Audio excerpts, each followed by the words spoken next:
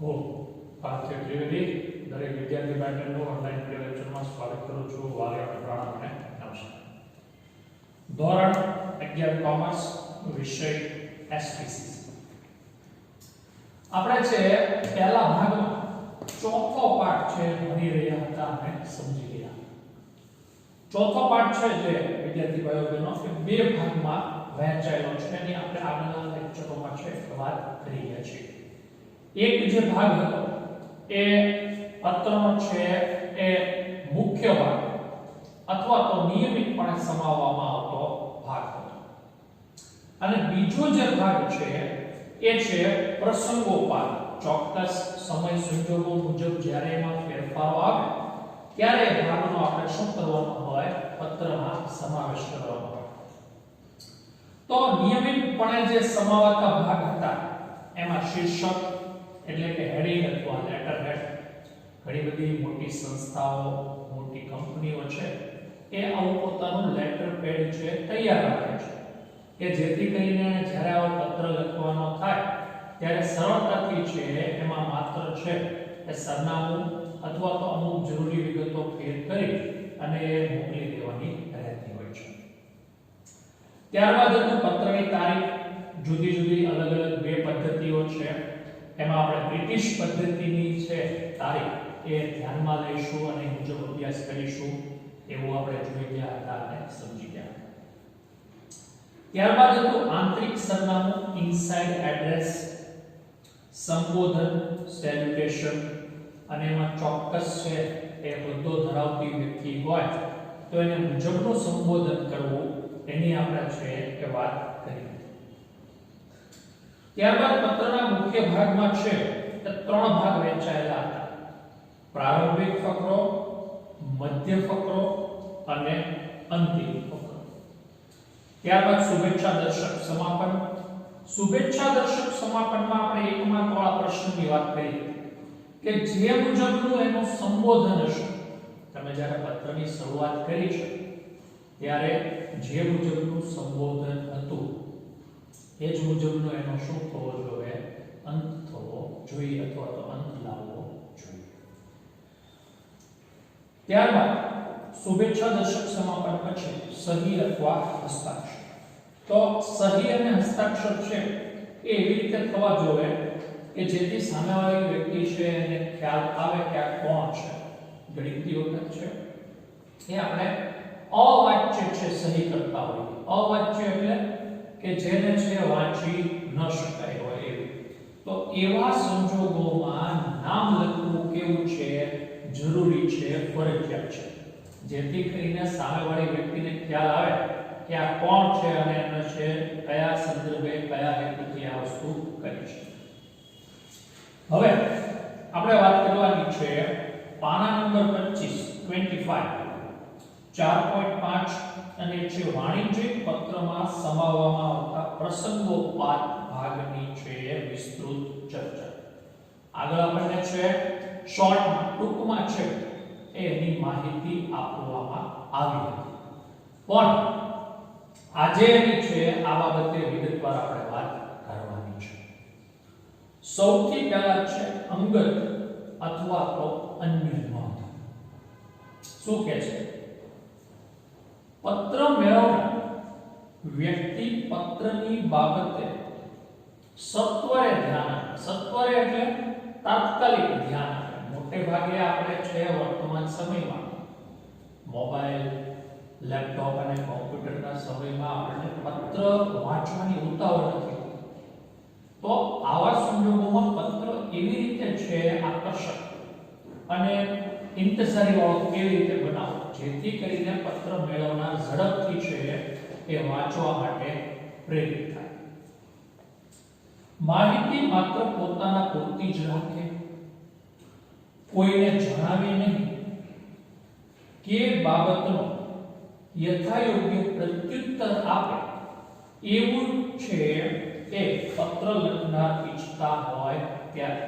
આપણે આવું બધું જ ઈચ્છીએ છીએ કે ભાઈ માહિતી છે સામેવાળો એની પર્સનલ રાખે, ઝડપથી ઉત્તર આપે, ઝડપથી છે એના ઉપર કામ આપણે શરૂ કરી શકીએ. તો આવા સંજોગોમાં પત્ર લખનારે શું કરવું જોઈએ? તો આવા સંજોગોમાં છે સૌથી ઉપર એટલે ઉપરના કોરા રાખેલા ભાગમાં અથવા ઉપરના હાંસિયામાં મોટા અક્ષરે અર્જન્ટ, પર્સનલ, આમાં બધા નથી લખવાનો, બધામાંથી જે જરૂરી હોય, તમને જે એવું લાગે કે મારે આ વસ્તુ છે આના માટે જરૂરી છે એ તમારે લખવાનું છે. પ્રાયોરિટી એટલે અગત્યતા. બીજા બધા જે પત્રો છે એની અગત્યતા છે સરખામણીએ છે આ પત્રની અગત્યતા વધારે છે એવું લખવાથી સામેવાળો ઝડપથી પત્ર ખોલી અને એના ઉપર છે કામ કરવાનું શરૂ કરે છે. જેવા શબ્દો લખે છે આના માટે ક્યારેક અન્ય રંગની શાહીનો પણ ઉપયોગ થઈ શકે છે. સામાન્ય રીતે આપણે બ્લુ અથવા તો બ્લેક નો ઉપયોગ કરતા હોઈએ છીએ, પણ તમારે આવી વસ્તુઓ હાઇલાઇટ કરવી હોય તો અલગ રંગની શાહીનો તમે ઉપયોગ કરી શકો છો. ગુજરાતીમાં જો આપણે પત્ર લખતા હોઈએ તો તાત્કાલિક, અગ્રિમતા, અંગત, ખાનગી આવા શબ્દોનો ઉપયોગ કરવો જોઈએ જેથી છે સામેવાળાને પત્રની અગત્યતા સમજાય છે. ક્યારેક આ શબ્દોની નીચે લાઈન દોરવામાં આવે છે અને એનાથી એનું મહત્વ છે એ ઉપસ્થિત કરી શકાય છે, દર્શાવી શકાય છે. આ પ્રકારની નોંધના કારણે સંસ્થા કે પેઢીમાં અન્ય કોઈ વ્યક્તિ એ પત્ર વાંચશે નહીં, અને વાંચશે તો આપણને ખબર પડશે કે આવી વસ્તુ લખેલી હોવા છતાં છે એ આપણી જ સંસ્થાના અન્ય વ્યક્તિ આ પત્ર છે એની અગત્યતા આપ્યા વગર છે પત્ર વાંચ્યો છે. આ પ્રકારની નોંધના કારણે સંસ્થા કે પેઢીના અન્ય કોઈ વ્યક્તિ પત્ર વાંચશે નહીં અથવા તો તેમની પાસે જે અપેક્ષિત છે તે પ્રમાણે અમલ કરશે. આવા જ પ્રકારની નોંધ પરબીડિયા ઉપર કરવી પણ અત્યંત જરૂરી છે. કેવી નોંધ? આ અર્જન્ટ, પર્સનલ, કોન્ફિડેન્શિયલ અને પ્રાઇવેટ આવી વસ્તુઓ લખવાથી છે સામેવાળી વ્યક્તિને છે આ પત્ર શા માટે, કયા કારણોથી અને એની અગત્યતા કેટલી છે એ સમજવામાં સરળતા રહેશે. અંગત નોંધ અથવા અન્ય નોંધ પછી છે ધ્યાન આકર્ષક રેખા, જેને અંગ્રેજીમાં કહેવાશે એટેન્શન લાઇન. પત્ર લખનાર આંતરિક સરનામા તરીકે સંસ્થા કે પેઢીનું સરનામું લખશે અને પરબીડિયા પર પણ એ જ સરનામું આવશે.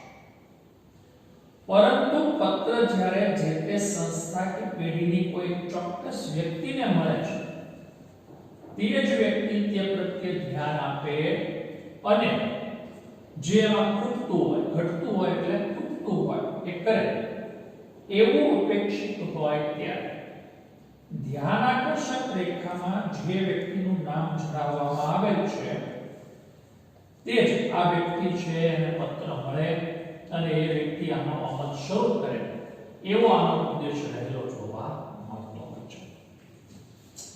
આ બાબત ખાસ નોંધવી જોઈએ કે આંતરિક સરનામા સાથે વ્યક્તિના નામનો પ્રયોગ થયો હોય તો ધ્યાન આકર્ષક રેખા જરૂર રહેતી નથી. એમાં કીધું છે કે ભાઈ છે વિજયભાઈ માટે છે, રહીમભાઈ માટે છે કે સલીમભાઈ માટે છે, તો આવા સંજોગોમાં છે આ વસ્તુની જરૂરિયાત રહેતી નથી, કારણ કે નામ આવી ગયું. ઇટ મીન્સ એનો અર્થ એવો થાય છે કે વ્યક્તિને જ આપણે પત્ર આપીશું. સામાન્ય રીતે તેનું સ્થાન આંતરિક સરનામા અને સંબોધન વચ્ચે રહે છે. કોનું સ્થાન? ધ્યાન આકર્ષક રેખા ક્યાં રહે છે? આંતરિક સરનામા અને સંબોધન છે એની વચ્ચે રહેતું જોવા મળે છે. તો અહીંયા પત્ર લખનારનું, પત્ર મેળવનારનું, પછી સંબોધન. સંબોધન પછી છે તમારું છે એ વિષય છે અને અહીંયા આગળ છે જે વ્યક્તિને ઉદ્દેશીને લખાતો છે, બરોબર? આમ તો આંતરિક સરનામા પછી છે એ સીધું જે તે વ્યક્તિનું નામ આવી જાય પછી સંબોધન. કારણ કે વ્યક્તિનું નામ આવે છે એટલે સંબોધન આપણે શું કરી લેવાનું રહેશે, ત્યાર પછી છે લઈ લેવાનું રહેશે. નીચે ઉદાહરણ આપ્યું છે. મેનેજર શ્રી અનંત ટ્રેડિંગ કંપની અમદાવાદ. જો નામ આપ્યું છે કોના માટે, શ્રી અમરેન્દ્ર પારધીના ધ્યાનાર્થે શ્રીમાન, કે જેથી કરીને ખબર પડી જાય કે ભાઈ આ પત્ર કોના માટે લખાયેલો છે, અમરેન્દ્ર પારધીના માટે છે લખાયેલો જોવા મળે છે. અંગ્રેજીમાં લખેલું છે for the attention of Shri Amarendra Pardhi અથવા એટેન્શન શ્રી અમરેન્દ્ર પારધી, એટલે ખબર પડે કે આ બધી જ માહિતી છે એને અમલ માટે કોણે ધ્યાનમાં લેવાની છે, અમરેન્દ્ર પારધીએ છે ધ્યાનમાં લેવાની છે. ત્યાર પછી પાછળના પેજ ઉપર છે સબ્જેક્ટ લાઈન, ગુજરાતીમાં એને કહેવાશે વિષય સૂચક રેખા. વિષય સૂચક રેખાના પત્રનો હેતુ અને પ્રયોજન છે એનું સૂચન કરે છે. કયા કારણોથી આ પત્ર લખાયેલો છે અથવા લખવામાં આવી રહ્યો છે. પત્ર વાંચવાની શરૂઆત કરે તે પહેલા જ પત્ર વાચકને પત્રના વિષય વસ્તુનો ખ્યાલ વિષય સૂચક રેખાથી આવે છે. આ રેખા આંતરિક સરનામા પછી અને સંબોધન પહેલા લખી શકાય છે અથવા તો સંબોધન પછી અને પત્રના મુખ્ય ભાગ પહેલા લખી શકાય છે. આપણે આ વાક્ય અંડરલાઈન કરશું. ક્યાં કરવાની છે સબ્જેક્ટ લાઈન અથવા તો વિષય સૂચક રેખા, આંતરિક સરનામા પછી અને સંબોધન પહેલા, અથવા તો ઘણી બધી વખત સંબોધન પછી.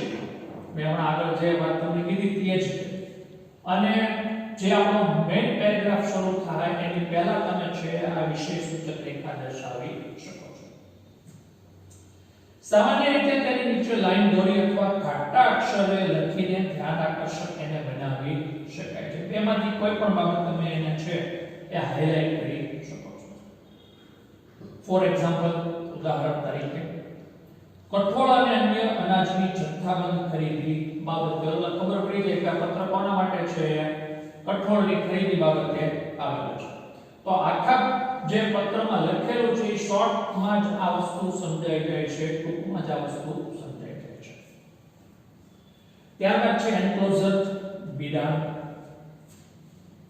પત્રને જ્યારે પરબીડિયામાં મૂકીને તેના મેળવનારના સરનામે મોકલવામાં આવે ત્યારે કેટલાક સંજોગોમાં પત્રમાં વર્ણવેલ આનુષંગિક માહિતી આપતા કાગળો પણ જોડવામાં આવે છે. તે પ્રક્રિયાને બિડાણ તરીકે ઓળખવામાં આવે છે. જ્યારે આપણે અગત્યની વસ્તુઓ સાથે મોકલતા હોઈએ ત્યારે આપણે કોઈ જોબ માટે, નોકરી માટે એપ્લાય કરતા હોઈએ તો આપણે શું કરીએ છીએ, આપણે 12th ની TY ની માર્કશીટ અટેચ કરીએ છીએ. તો આવી વસ્તુઓ છે જ્યારે સાથે જોડો છો પત્રને તો એને એન્ક્લોઝર અથવા બિડાણ કહેવાય છે. જેમ કે નોકરી માટેની અરજી પત્ર માટે માર્કશીટ અને સર્ટિફિકેટની નકલો મેળવવામાં આવે, બિડાણ વિશેની નોંધ પત્રના કાયમી ભાગ કે હસ્તાક્ષર પછી ડાબી બાજુ લખવામાં આવે છે. એક કરતા વધારે બિડાણ હોય તો તેની કુલ સંખ્યા પણ લખવામાં આવે છે. 2, 3, 5 એવી ઝેરોક્સ જોડી હોય તો એ પણ આપણે સાથે દર્શાવીએ છીએ. નીચે એક ઉદાહરણ છે કે કુલ 3 બિડાણ છે, અથવા તો બહુ સ્પષ્ટ કરવું હોય તો કે ભાઈ 12માની માર્કશીટ, બીકોમ ની 3 વર્ષની માર્કશીટ અને બીકોમ નું ડિગ્રી સર્ટિફિકેટ સાથે જોડેલું છે, તો આનાથી વધારે સ્પષ્ટ થઈ શકે છે. પણ બિડાણ આપણે સાથે જોડ્યા હોય તો જ આ ભાગ એમાં આવતો હોય છે. જો ન જોડ્યા હોય તો એમાં વસ્તુ આવતી નથી. ત્યારબાદ છે સીસી, કાર્બન કોપી. કેટલીક વખત એક જ પત્ર છે એ એક કરતા વધુ વ્યક્તિ અને સંસ્થાને લખવામાં આવે છે. દાખલા તરીકે આપણી સ્કૂલ છે તો આપણી સ્કૂલ છે ભાવનગર ડીઓ કચેરીને પત્ર લખે, ગાંધીનગર પણ છે પત્ર લખે છે. તો આવા સંજોગોમાં છે એક સીસી કાર્બન કોપી લખવાથી ખબર પડી જાય છે કે ભાઈ આ બીજી જગ્યાએ પણ પત્ર સાથે લખવામાં આવ્યું છે. કેટલીક વખત એક જ પત્ર એક સાથે એક કરતા વધુ વ્યક્તિ અને સંસ્થાઓ સુધી પહોંચે અને બધાને તાત્કાલિક જાણ થાય અને દરેક પોતાની રીતે જે ઘટતું હોય તેનું યોગદાન આપે તેવા આશયથી પત્રો લખાતા હોય છે. આવા પત્રોમાં હસ્તાક્ષર પછી અન્ય પ્રસંગોપાત ભાગની જેમ જ છેલ્લે કાર્બન કોપી નોંધ દ્વારા વ્યક્તિ સંસ્થાનો ઉલ્લેખ કરવામાં આવે છે, જેટલાને એક સાથે મોકલ્યો હોય તેટલા. આ ઉલ્લેખ પત્રમાં ડાબી બાજુ હાસ્યની બાજુમાં કરવામાં આવે છે. આપણે આ વાક્ય અંડરલાઈન કરશું. ડાબી બાજુ અને હાસ્યની છે એ નજીક આ વસ્તુ કરવામાં આવે છે. ગુજરાતીમાં નકલ રવાના પ્રતિ એમ લખવામાં આવે છે, તો અંગ્રેજીમાં CC2 એવું લખવામાં આવતું જોવા મળે છે. આ બીજો એક મહત્વનો પ્રશ્ન છે. પ્રતિ નકલ રવાના અથવા નકલ રવાના પ્રતિ એમ લખી અને નીચે છે જેટલાને બીજાને એક સાથે મોકલવામાં આવ્યો હોય પત્ર એની આપણે નોંધ છે કરવાની રહે છે. ફોર એક્ઝામ્પલ, ઉદાહરણ તરીકે મેનેજિંગ ટ્રસ્ટી શ્રી શારદા પર્યાવરણ જાગૃતિ મંડળ Ahmedabad, commissioner of trade and commerce Gandhinagar અને સચિવ શ્રી વાણિજ્ય વિભાગ ગાંધીનગર. એટલે દરેકને ખબર પડશે ત્રણે કે ભાઈ મારી સિવાય બીજા બે જણાને પણ શું કરવામાં આવ્યો છે, પત્ર લખવામાં આવ્યો છે. ચાલો, તો આ હતું આપણું છે એ વિષય સૂચક રેખા, વિધાન અને CC. ત્યારબાદ છે આઇડેન્ટિફિકેશન લાઇન, ઇટ મીન્સ ઓળખ રેખા. મોટી સંસ્થા કે સરકારી વિભાગમાં પત્ર લખાણની પ્રવૃત્તિઓ બે કે તેથી વધુ વ્યક્તિઓ સામેલ હોય એવું બની શકે છે. ઉપરી અધિકારી પત્ર લખાવે અને તેને લઘુલિપિમાં લખીને ટાઈપ કરવાનું કામકાજ અન્ય કર્મચારી કરતા હોય છે. લઘુલિપિમાં એટલે શોર્ટહેન્ડ. જ્યારે મોબાઈલ ફોન નહોતા, જ્યારે રેકોર્ડિંગની સુવિધા નહોતી, ત્યારે ફિલ્મ સ્ટાર, પત્રકારો એ બધું છે એ જે બોલે ને એ શું કરે તો કે ભાઈ આવા જે શોર્ટ હેન્ડ વાળા હોય એ ટૂંકમાં લખી નાખે, બધી સાઇન લેંગ્વેજ, અને પછી એનું શું કરવામાં આવે તો કે ભાઈ લખાણ છે એ વિસ્તૃત લખવામાં આવે. ઉપરી અધિકારી પત્ર લખાવે અને લઘુલિપિમાં લખીને ટાઈપ કરવાનું કામકાજ અન્ય કર્મચારીઓ કરતા હોય છે. આવા સંજોગોમાં સમગ્ર પ્રક્રિયામાં સામેલ વ્યક્તિઓની ઓળખ રજૂ કરવામાં આવે છે અને આ પત્રનો પ્રસંગોપાત ભાગ હોય છે. અહીં લખાવનાર અને લખનારની ટૂંકી સહી મહાવિરામ અથવા ત્રાંસી લીટી દ્વારા છે અલગ પાડીને હસ્તાક્ષર પછી ડાબી બાજુએ હાસ્યની નજીક લખવામાં આવે છે. આપણે આ છેલ્લું વાક્ય અંડરલાઈન કરશું એટલે લખાવનાર કોણ છે અને લખનાર કોણ છે સ્પષ્ટ આના ઉપરથી થાય છે. ઉદાહરણ તરીકે HDP, JRP ઉપરથી એવી સમજ મળે છે કે HD પઠાણ નામના અધિકારીએ પત્ર લખાયો છે અને JR તડવી નામના વ્યક્તિએ પત્ર શું કર્યો છે, ટાઈપ કરેલો છે. ત્યારબાદ છે ટપાલ રવાનગી અંગેની સૂચના, મેઇલિંગ ઇન્સ્ટ્રક્શન. પત્રની વિગતો અનુસાર પત્રને સાદી ટપાલ, રજિસ્ટર ટપાલ, એડી, સ્પીડ પોસ્ટ કે કુરિયર દ્વારા મોકલવો એ અધિકારી નક્કી કરીને તે અંગેના જરૂરી સૂચનો છે સમયાંતરે છે આપતા હોય છે. જે તે ટપાલને કઈ રીતે મોકલવામાં આવે તેને આધારભૂત વિગત ટપાલ રવાનગી અંગેની સૂચના મળે છે. આ નોંધ પત્રની સૌથી ઉપર અથવા નીચેના ભાગમાં કરવામાં આવતી જોવા મળે છે. ઉદાહરણ તરીકે રજિસ્ટર્ડ એડી ટપાલ દ્વારા અથવા તો કુરિયર દ્વારા કરી હોય તો કુરિયર દ્વારા, એટલે આપણને ખબર પડે કે ભાઈ આપણા પત્ર કેવી રીતે છે મોકલેલો છે. છેલ્લું છે તાજા કલમ, તાક મોસ્ટ ટાઈમ પી. બરોબર, તાજા કલમ છે કેવી છે, મોસ્ટ ટાઈમ છે એ આપણી આ પાઠની છે કલમ જોવા મળે છે. પત્રના મુખ્ય ભાગમાં જરૂરી બધી જ માહિતીનો સમાવેશ કર્યા બાદ પત્ર લખનાર જો કોઈ વ્યક્તિની બાબત પ્રત્યે વાચકનું ધ્યાન ખેંચવા ઈચ્છતો હોય ત્યારે તે પત્રમાં સૌથી નીચે તાક દ્વારા અન્ય વિગતની માહિતી ફરીથી લખે છે. અત્રે નોંધવું જોઈએ કે પત્રના મુખ્ય ભાગમાં જરૂરી એવી કોઈ માહિતી રહી ગઈ હોય તો તેનો તાજા કલમમાં સમાવેશ કરવામાં આવે છે. આ વાક્ય અંડરલાઈન કરજો. આપણે માણસ છે એ માત્ર ભૂલને પાત્ર એવું કહીએ છીએ. તો આનો અર્થ એવો થયો કે ઘણીવાર આપણે પત્ર લખવા બેઠીએ છીએ, 2-5 અગત્યની વિગતો આપણે કહેવાની છે, એમાંથી 3 કે 4 બીજી પણ એક રહી ગઈ. તો આવા સંજોગોમાં નીચે તાક કરીને આ વસ્તુ લખવી જોઈએ. પણ આ સારી બાબત ન કહેવાય. તમે જેના માટે પત્ર લખવા બેઠા હતા એ જ બાબત તમે ભૂલી ગયા તો ધેટ્સ નોટ ગુડ સાઇન. એ એક સારી બાબત નિશાની કહેવાય નહીં. પત્ર લેખકે બેદરકારી કરી છે એવું આ વસ્તુ તાજા કલમ સૂચવે છે.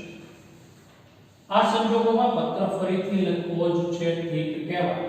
રેર ઓફ ધ રેર તમારે ખૂબ ઉતાવળમાં પત્ર લખવો હોય તો તાજા કલમ ઉપયોગમાં લઈ શકો છો. બાકી આ વસ્તુ છે એ બને ત્યાં સુધી ઉપયોગમાં લેવી ન જોઈએ. પાછું છેલ્લું વાક્ય અંડરલાઈન કરજો. તાજા કલમ લખ્યા પછી પાછી સહી કરવી જોઈએ. કારણ કે ઘણી બધી વખત ઘણા વ્યક્તિએ છે એ હાથે કરીને ઉમેર્યું છે એવી ખબર પડે તો એ વસ્તુ છે તમારે ઘટાડવા માટે છે પહેલા સહી પછી તાજા કલમ પાછી સહી નીચે કરવાની રહેશે.